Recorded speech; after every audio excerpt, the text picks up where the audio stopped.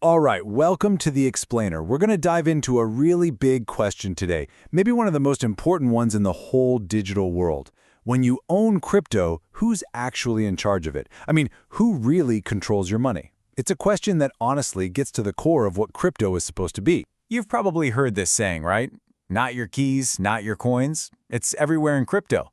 But, it's so much more than just a catchy phrase. It's a serious warning. And getting what it truly means, well, that can be the difference between keeping your crypto safe and losing it all. And when things go wrong, oh man, do they go wrong. Just look at this number. In the first half of 2025 alone, over $3.1 billion in crypto was just gone, stolen. So yeah, this whole conversation isn't some abstract philosophical thing. It's about real money, billions of dollars, and it's happening right now. Okay, so let's start where most people do, keeping your crypto on an exchange. This is exactly where that little phrase, not your keys, not your coins, starts to get very, very real. So what is this key we're talking about? Well, it's called the private key, and it's the single most important thing. It's not like a password you can reset. Nope. Think of it like the one and only master key to a vault. It's this secret piece of text that gives you the power to actually spend your coins. And here's the bottom line. It's super simple. Whoever has this key has the coins. That's it. End of story. So that brings us to the big choice, the one every single crypto owner has to make. If this key is so powerful, who should hold it? Do you trust someone else with it? Or do you take on that huge responsibility all by yourself? The answer you pick, well, that's going to shape everything about how you keep your assets safe. And that choice really leads you down one of two very different paths. Each one has its own set of pros and cons, its own risks. So let's break down these two main ways of holding crypto, what we call custody. The easiest way to think about this is with a really simple analogy. On one hand, you have the custodial path. Think of this like your bank account. You're trusting somebody else, a third party, to hold your money for you. On the other hand, you've got the non-custodial path. This is more like having cash in a safe in your own house. You've got all the control, but you've also got all the responsibility. All right, so let's dig into that first path, trusting a custodian. This is the one most people take, especially at first. You sign up for an exchange and you just let them handle all the complicated stuff, like managing those private keys for you. And you can see why, right? It's just easy. It feels just like using any other website. Forgot your password? No problem. Just click to reset it. But, and this is a big but, that convenience has a price. You're basically handing over your security to someone else, which means if they get hacked, your funds are at risk. And then there's what we call counterparty risk. What happens if that company gets in trouble? They could freeze your funds. Or worse, what if they go bankrupt? And that bankruptcy question? Wow, that's where a huge, often ignored risk pops up.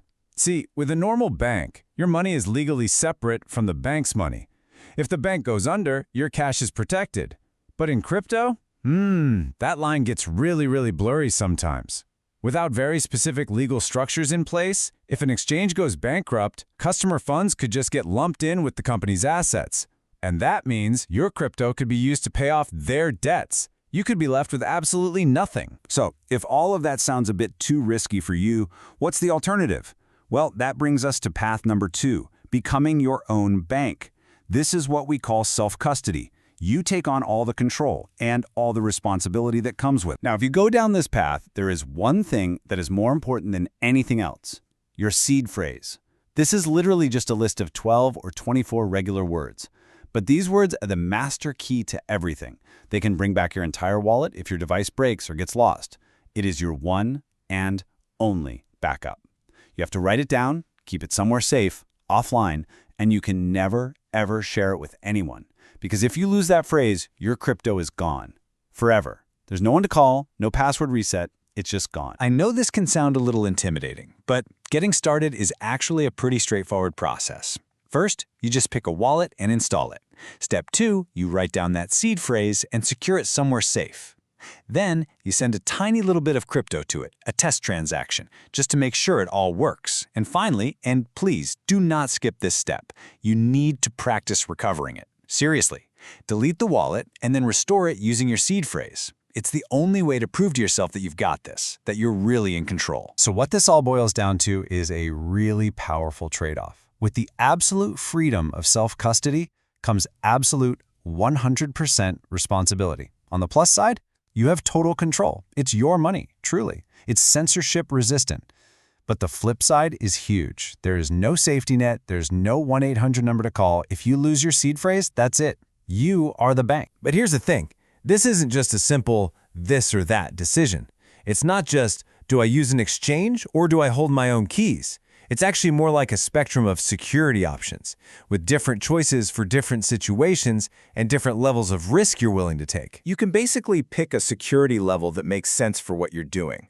I mean, think about it. You wouldn't store your pocket change in a maximum security bank vault, right? And you probably wouldn't carry your entire life savings around in your wallet. It's the exact same logic with crypto. You match the security to the situation. And way up on the high security end of that spectrum, for people who want custody but need way more protection than a regular exchange offers, you have what are called institutional custodians. These are basically professional, regulated companies that offer bank-level security, often with insurance and full legal compliance.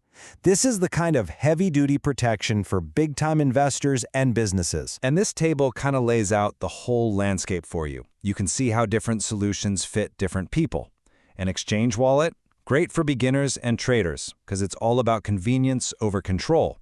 Now contrast that with a hardware wallet. That's a little physical device that keeps your keys offline. That's for long-term savers, where security is way more important than convenience. And then you've got other options like collaborative wallets for teams, or those institutional guys for the really big players. So visually, here it is. This is the core trade-off we've been talking about this whole time. When you go for more convenience, you usually give up some control. When you want more control, you usually give up some convenience. It's that simple. The real trick is figuring out where on this chart you feel most comfortable. Which brings us right back to where we started. This whole thing, it's about so much more than just tech. It's about what it even means to own something in our digital age. Because as more and more of our lives and our wealth move online, the question of who holds the keys really becomes who holds the power. And figuring out your answer to that, well, that's the most critical first step you can take.